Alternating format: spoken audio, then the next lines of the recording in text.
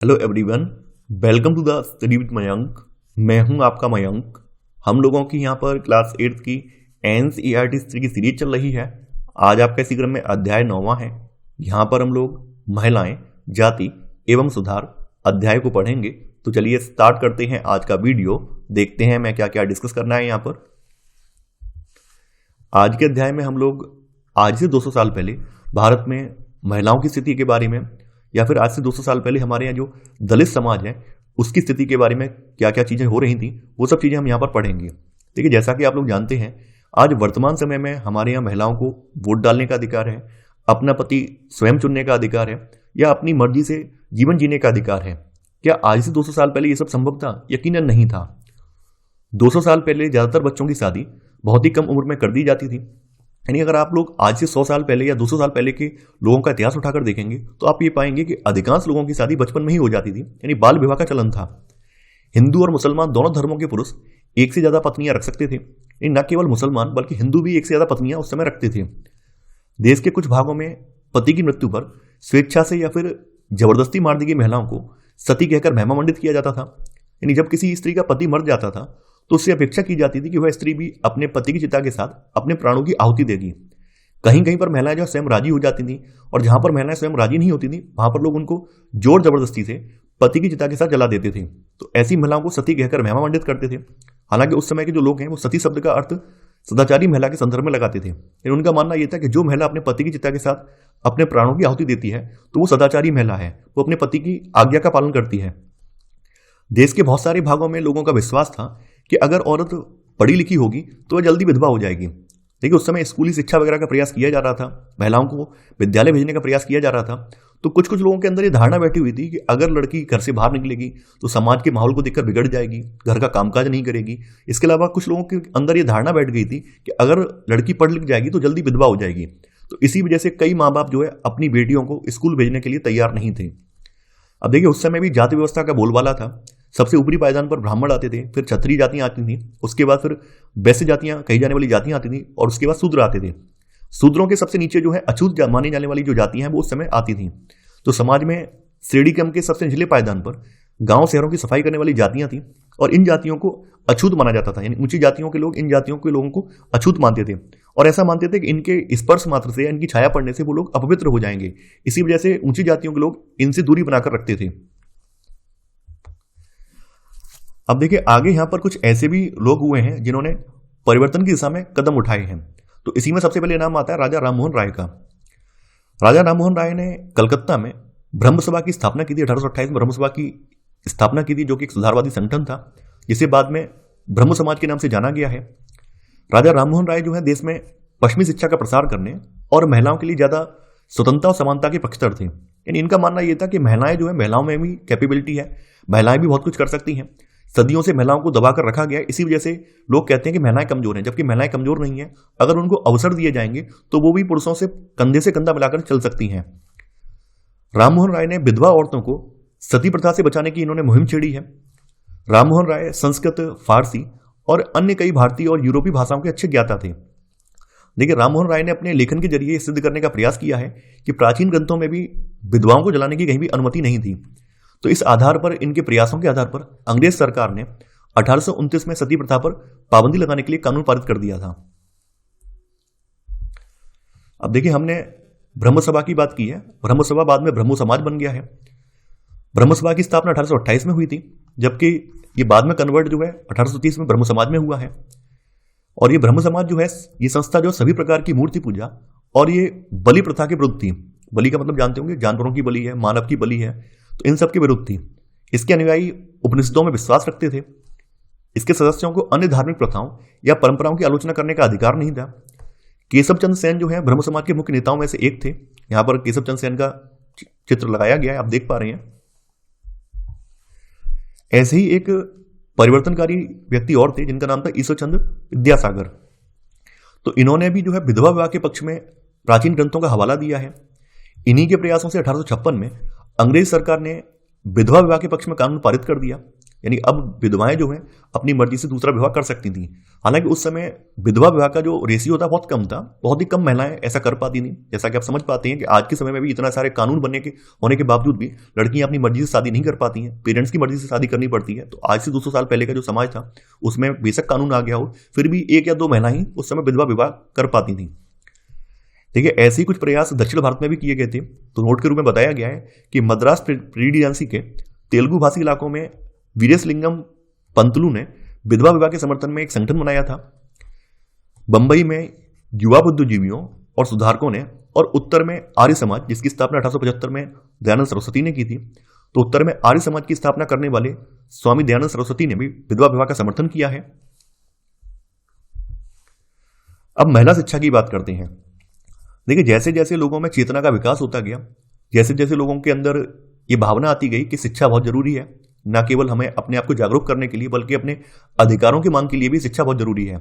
जब शिक्षा की बात आई है, फिर महिला शिक्षा की बात भी आई है। देखिए, जैसा कि आप लोग जानते हैं, 19वीं सदी तक आते आते जो साहित्य है, साहित्य का प्रसार होने लगा था। जैसा कि आप लोग जानते हैं कि मध्यकाल तक पांडुलिपियां वगैरह चलती थी, लेकिन बाद के समय में जो कागज का चलन हुआ है, छापे कहने वगैरह स्थापित हुए हैं, तब से साहित्य का प्रसार होने लगा है।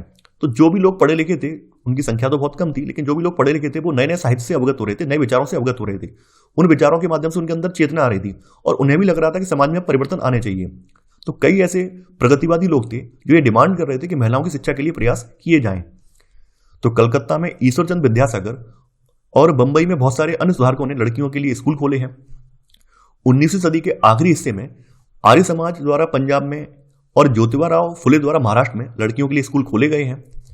इसके अलावा देखिए, कुछ मुस्लिम परिवार की महिलाएं भी हैं, वो भी अब पढ़ाई लिखाई के लिए आगे आई हैं। तो उत्तर भारत के कुलीन मुस्लिम परिवारों की महिलाएं अरबी में कुरान शरीफ पढ़ना सीखने लगी हैं।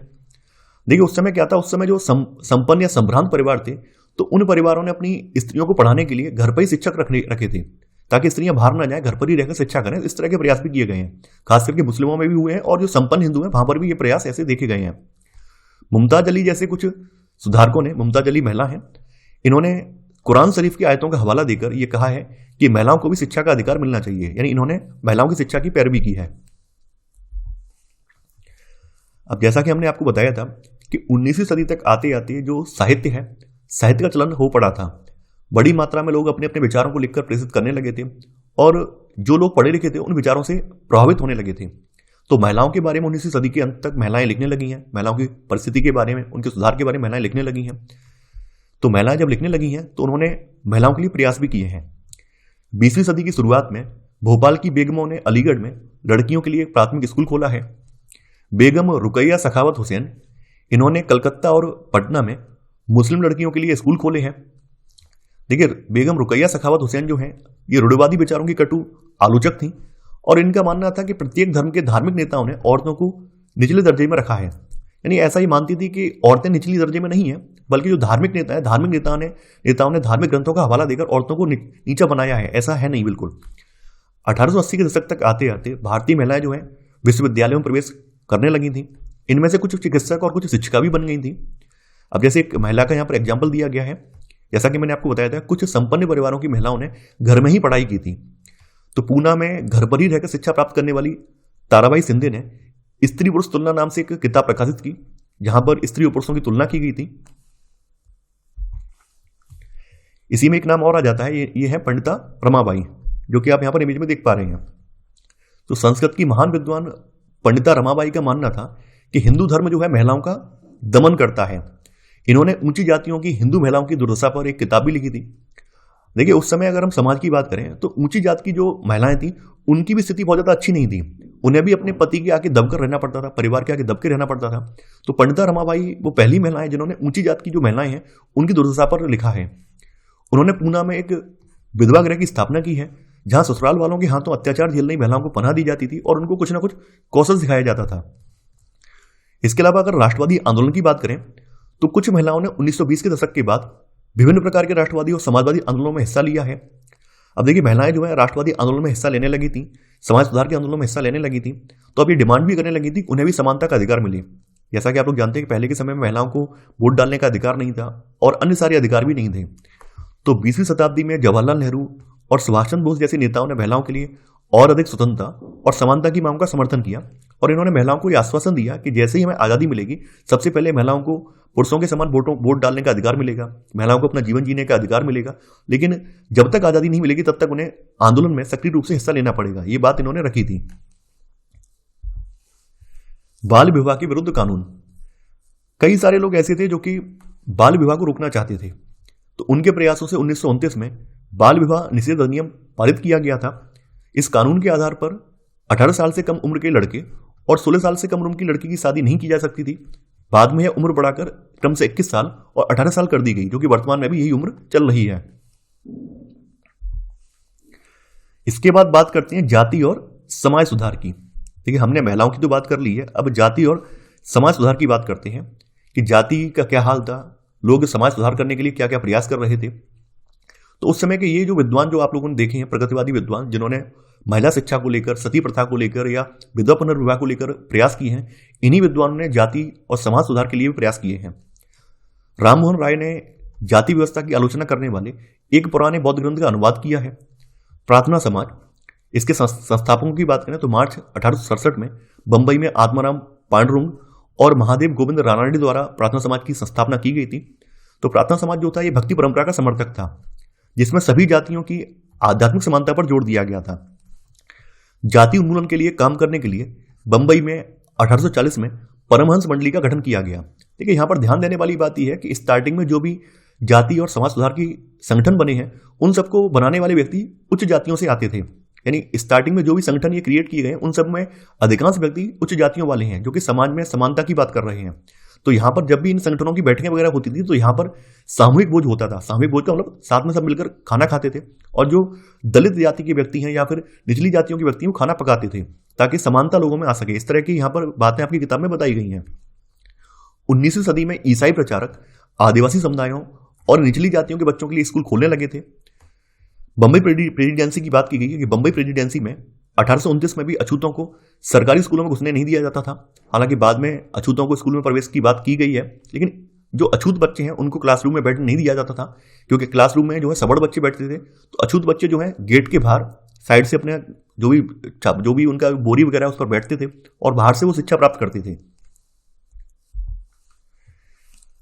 अब देखिए, उस समय एक परिवर्तन और देखने को मिला है, क्योंकि उस समय आपने जैसा कि पढ़ा है कि भारत में भी जो लघु कुटीर उद्योग हैं वो तो समाप्त हो गया था, हथकरघा उद्योग समाप्त हो गया था। तो शहरों में नए नए उद्योगों की स्थापना की जा रही थी, तो शहरों में रोजगार के अवसर बढ़ रहे थे। तो कई सारे लोग जो कि गांव में लगान के उत्पीड़न से पीड़ित थे, यानी जो अंग्रेजों का लगान है उससे ज़्यादा पीड़ित थे। इसके अलावा जो गाँव की सवर्ण जातियाँ हैं, उनके द्वारा अत्याचार हो रहा था, उससे भी पीड़ित थे। उनका जो उद्योग वगैरह है, उनका जो हथकरघा उद्योग वगैरह वो भी बंद हो चुका था, तो उन्हें भी काम की तलाश थी। तो उसी समय बहुत सारे लोग गांव से निकलकर काम की तलाश में शहर जा रहे थे।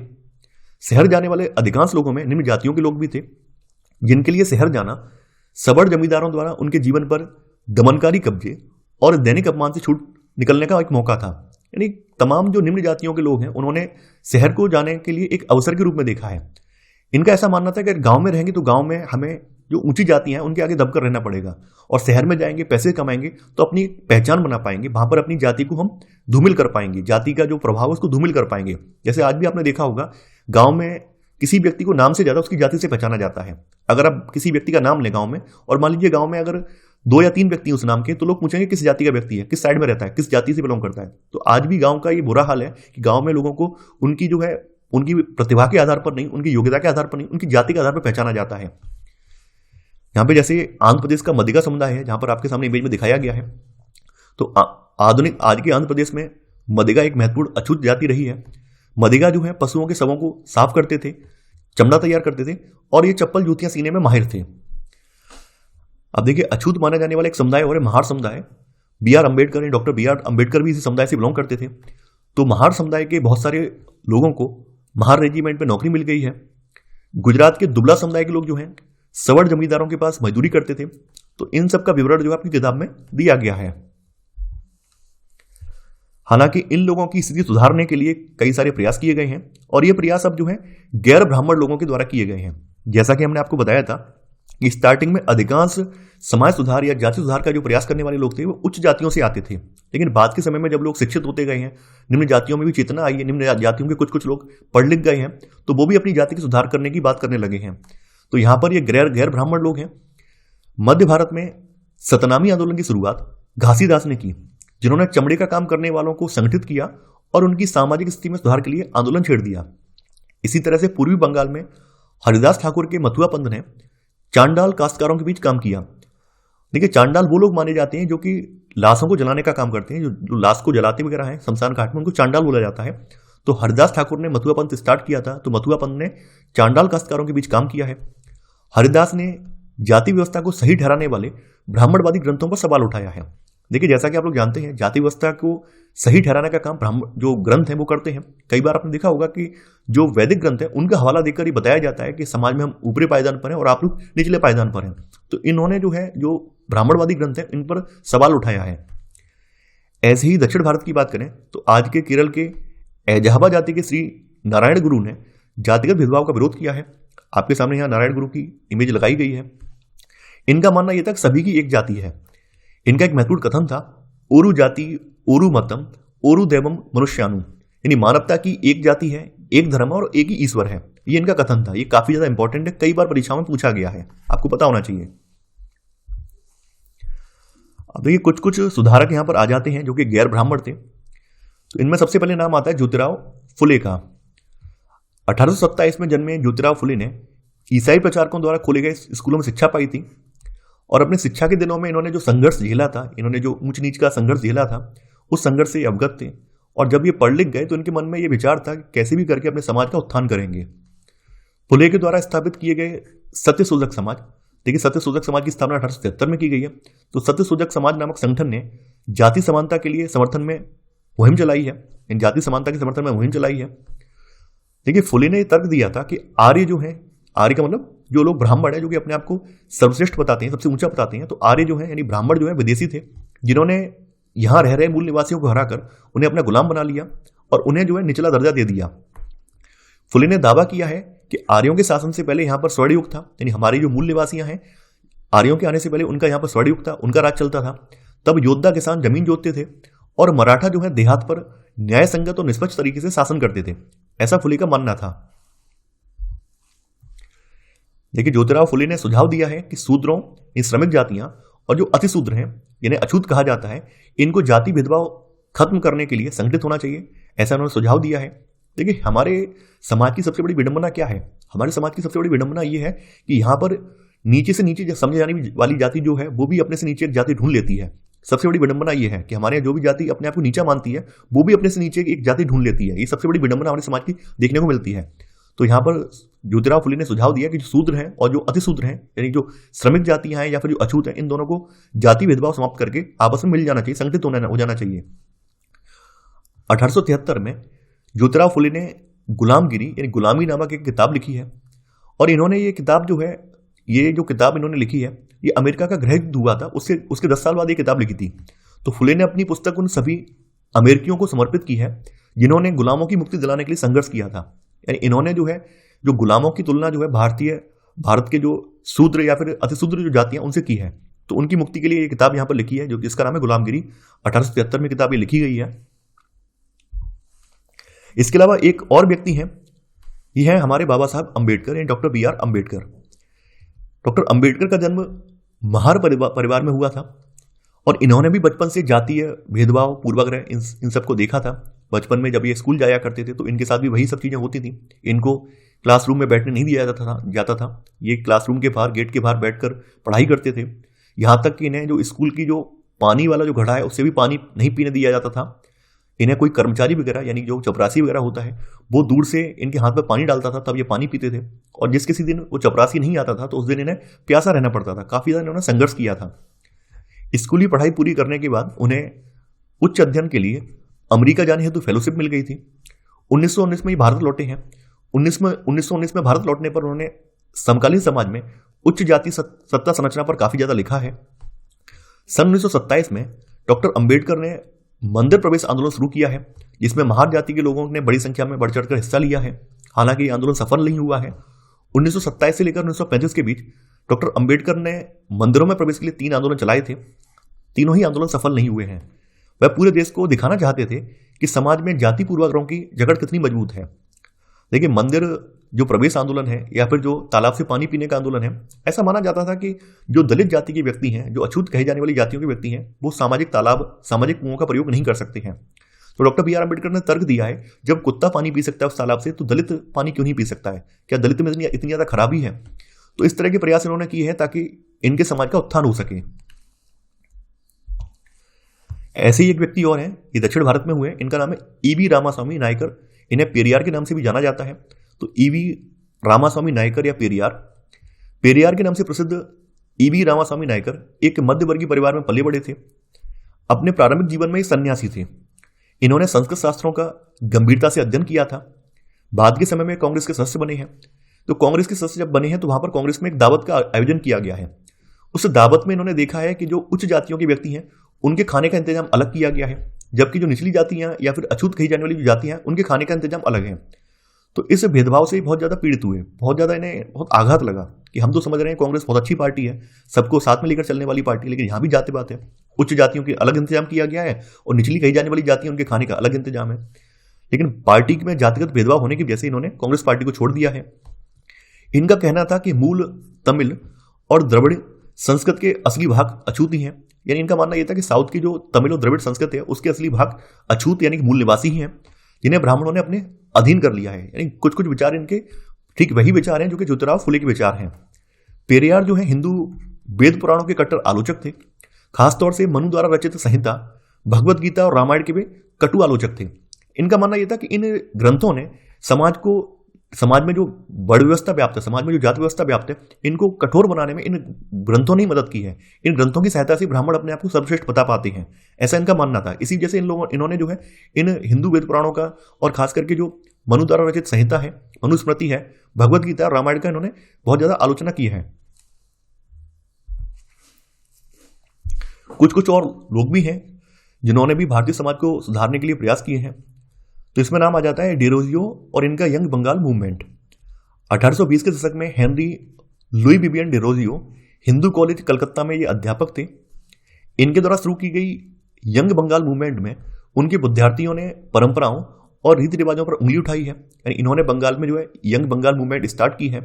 तो इनके जो विद्यार्थी हैं उन्होंने जो प्रचलित परंपराएं हैं, जो प्रचलित रीति रिवाज हैं, जो कि समाज के खिलाफ हैं, उनके खिलाफ इन्होंने उंगली उठाई है।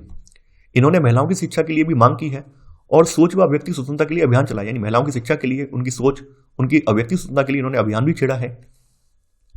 रामकृष्ण मिशन और विवेकानंद।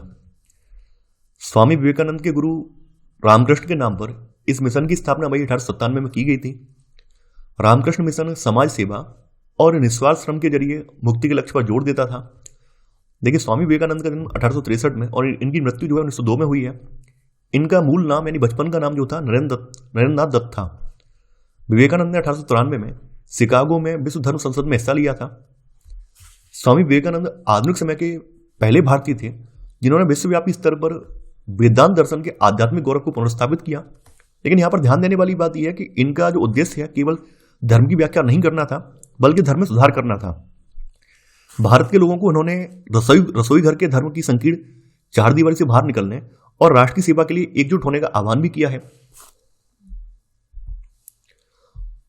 प्रार्थना समाज के बारे में ऑलरेडी हम पढ़ चुके हैं। तो 1867 में बंबई में स्थापित प्रार्थना समाज ने जाति बंधनों को खत्म करने और बाल विवाह के उन्मूलन के लिए प्रयास किया है। प्रार्थना समाज में महिलाओं की शिक्षा को प्रोत्साहित किया है और विधवा विवाह पर लगी पाबंदी के खिलाफ इन्होंने आवाज उठाई है। एक समाज और है, इसका नाम है वेद समाज। मद्रास में 1864 में वेद समाज की स्थापना की गई थी। देखिए, वेद समाज भी ब्रह्म समाज से प्रेरित था। वेद समाज ने जाति भेदभाव को समाप्त करने और विधवा विवाह और महिला शिक्षा को प्रोत्साहित करने के लिए काम किया है। इसके सदस्य जो है एक ईश्वर के अस्तित्व में विश्वास रखते थे। हालांकि इन्होंने रूढ़िवादी हिंदुत्व के जो अंधविश्वास है और अनुष्ठान है उनकी सख्त निंदा भी की है। अलीगढ़ आंदोलन। देखिए, अलीगढ़ आंदोलन का संबंध सर सैयद अहमद खां से है। सर सैयद अहमद खां द्वारा 1875 में अलीगढ़ में खोले गए मोहम्मदन एंग्लो ओरिएंटल कॉलेज को ही बाद में अलीगढ़ मुस्लिम विश्वविद्यालय के नाम से जाना गया। और यहां पर जो है मुसलमानों को पश्चिमी विज्ञान के साथ साथ विभिन्न विषयों की आधुनिक शिक्षा दी जाती थी। देखिए, इसको अलीगढ़ आंदोलन इसलिए कहा जाता है क्योंकि इन्होंने मुस्लिम समाज में आधुनिक शिक्षा के प्रयास के लिए इस कॉलेज की स्थापना की थी। तो ये कॉलेज जो है अलीगढ़ आंदोलन का प्रवर्तक माना जाता है। इसी वजह से जब अलीगढ़ आंदोलन की बात होगी तो यहां पर सैयद अहमद खां का नाम आएगा। इसके बाद है सिंह सभा आंदोलन। सिखों के सुधारवादी संगठन के रूप में सिंह सभाओं की स्थापना 1873 में अमृतसर से शुरू हुई थी। बाद में 1879 में लाहौर में भी सिंह सभा का गठन किया गया। इन सभाओं ने सिख धर्म को अंधविश्वासों, जातीय भेदभाव और ऐसे आचरण जिसे वे गैर सिख समझती थी, इनसे मुक्त कराने का प्रयास किया है। इन्होंने सिखों को शिक्षा के लिए प्रोत्साहित किया है, जिसमें अक्सर आधुनिक ज्ञान के साथ साथ सिख धर्म के सिद्धांतों को भी पढ़ाया जाता था। यानी यहाँ पर सिख भी जागरूक हो गए हैं, वो भी चाह रहे हैं कि अपने सिख समाज के बच्चे जो हैं उनको आधुनिक शिक्षा मिले। 1892 में सिख सभा आंदोलन के नेताओं ने खालसा कॉलेज अमृतसर स्थापित किया, जैसा कि आप यहाँ पर इमेज में देख पा रहे हैं। तो ये था हमारा आज का वीडियो। आई होप आपको आज का वीडियो पसंद आया होगा। आप लोग इस वीडियो को लाइक और शेयर करना बिल्कुल मत भूलिए। और जैसा कि मैं आपको पहले ही स्पष्ट कर चुका हूं, अब आपको नोट्स बनाने की आवश्यकता नहीं है। आप लोग नोट्स जो है हमारे टेलीग्राम के ऑफिशियल चैनल पर जाकर परचेज कर सकते हैं। तो वहां पर आपको नोट्स के साथ साथ इसके अभ्यास प्रश्न भी देखने को मिलेंगे। इसके अलावा अभ्यास प्रश्नों की जो व्याख्या वाले वीडियो हैं वो चैनल पर डाले गए हैं। तो आप जो है यहाँ पर प्लेलिस्ट में जाकर वो वीडियो देख सकते हैं। तो आज के लिए बस इतना ही। आशा करता हूँ कि आपको लेक्चर पसंद आया होगा। तो थैंक्स फॉर वॉचिंग। जय हिंद।